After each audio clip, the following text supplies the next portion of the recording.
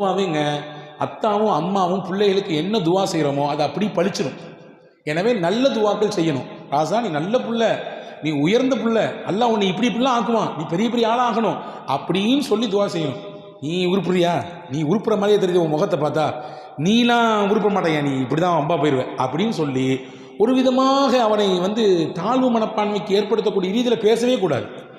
இன்னைக்கு பாருங்க, இன்னைக்கு உலகமே ஒருவருடைய குரலுக்கு மயங்கி சொக்கி இருக்கிறது. யாருடைய குரல் சொல்லுங்க பார்ப்போம். திருக்குரான் ஓதினால் அப்படியே அவருடைய குரலிலே லயித்து போகிறோம்.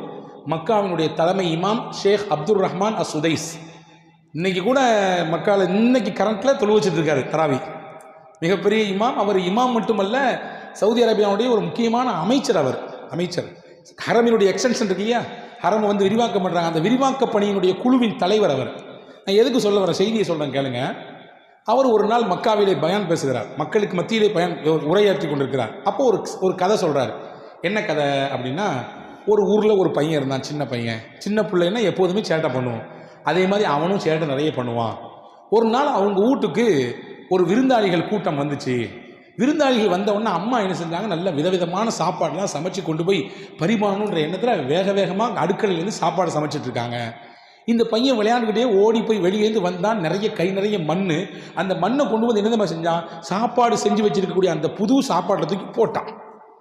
போட்டு அதை கலக்கி விட்டான். மண்ணை தூக்கி சாப்பாட்டில் போட்டு கலக்கியாச்சு. இப்போ அவள் அம்மா எவ்வளோ கோவம், நம்மளால தான் என்ன சொல்லியிருப்போம், அவ்வளோதான், அது நடக்கிறதே வேற. அவள் அம்மா சொல்லிச்சான், அல்லாஹ் உன்னை மக்காவினுடைய ஹரமுக்கு இமாமாக ஆக்கட்டும் அப்படின்னு சொல்லிச்சான். ஓடி அப்படி ஹரமுடைய இமாமா உன்னை ஆக்கட்டும், ஓடுறா அப்படின்னு.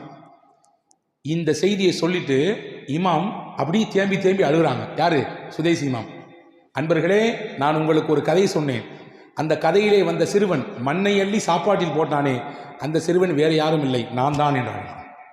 நான் தான் தூக்கி போட்டேன். எங்கள் அம்மா தான் சொன்னாங்க, நீ மக்காவுடைய ஹரமினுடைய இமாமா உண்டு.